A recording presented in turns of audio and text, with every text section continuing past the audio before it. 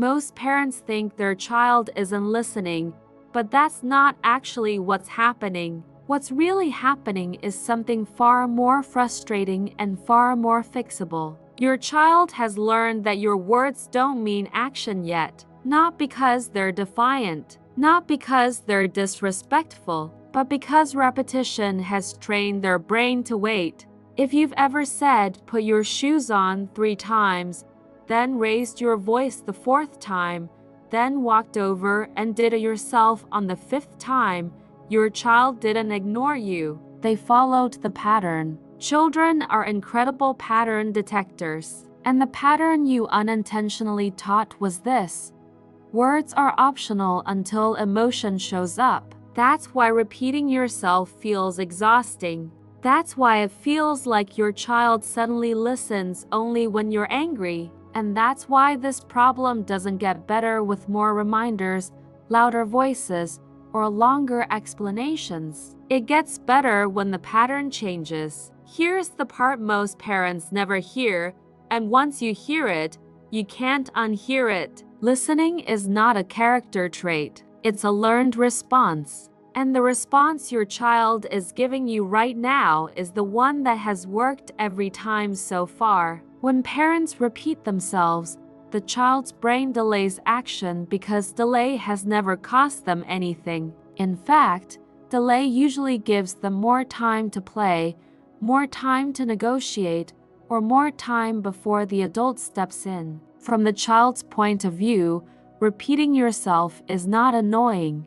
It's useful. It gives them information about how much time they have before they actually need to act. So if your child isn't listening, the solution is not to talk more. The solution is to talk less, but with clarity, calm, and follow through that never changes. That's where this simple 3-step method comes in. It doesn't rely on yelling. It doesn't rely on punishments. And it doesn't require you to become cold or strict. It works because it rewires the pattern your child's brain has learned to expect. The first step is this: say it once, clearly and neutrally. No emotion, no extra words, no warnings hidden inside your tone. Most parents accidentally sabotage themselves right here. They say the instruction, but they wrap it in questions, apologies, or explanations. "Okay, buddy,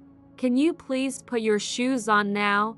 Because we're going to be late and mommy already asked you twice." That sounds kind, but to a child's brain, it sounds optional and negotiable. Clear instructions sound boring. That's a good thing. It's time to put your shoes on. That's it. No lecture, no countdown, just information. The second step is the one that feels hardest for parents, but it's the one that does the real work.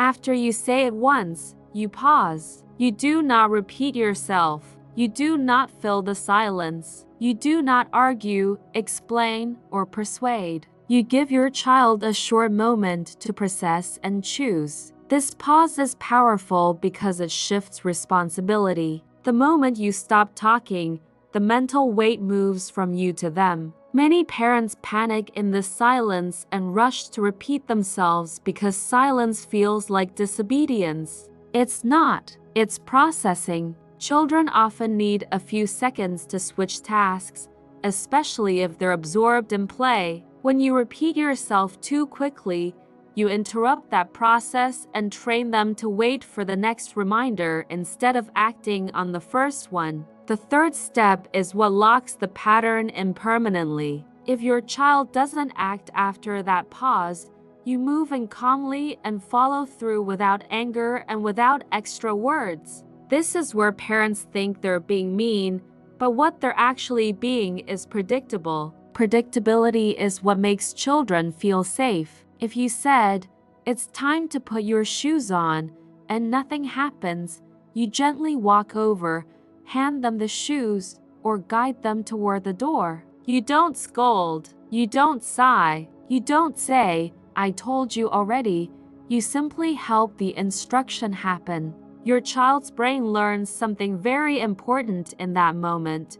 When mom or dad speaks, action follows every time. Not because of fear, because of consistency. What makes this method so effective is that it removes the emotional roller coaster. There's no escalation, no power struggle, no winning or losing. You're not trying to force obedience. You're teaching cause and effect.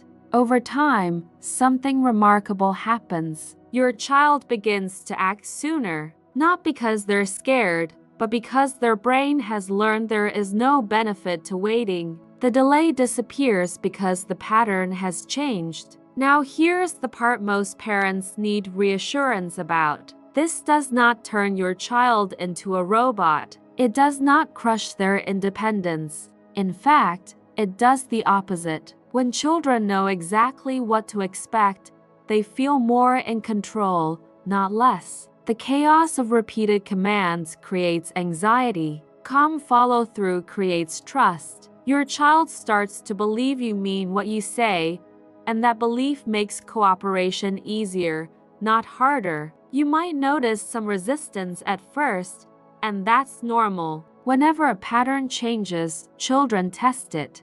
If repeating yourself used to buy them time, they may wait to see if the old pattern comes back. This is not regression, it's confirmation. Stay calm, stay consistent. The test ends quickly when the pattern stays firm. One of the biggest mistakes parents make is thinking they need to explain this method to their child. You don't. Children learn from experience far more than from explanations. You don't need a family meeting or a warning speech. You teach this with action, not words. The quieter you are, the clearer the lesson becomes. And something else important happens when you stop repeating yourself. You feel different. You feel less strained, less irritated, less like you're constantly chasing compliance. Parenting starts to feel calmer because you're no longer stuck in endless verbal loops.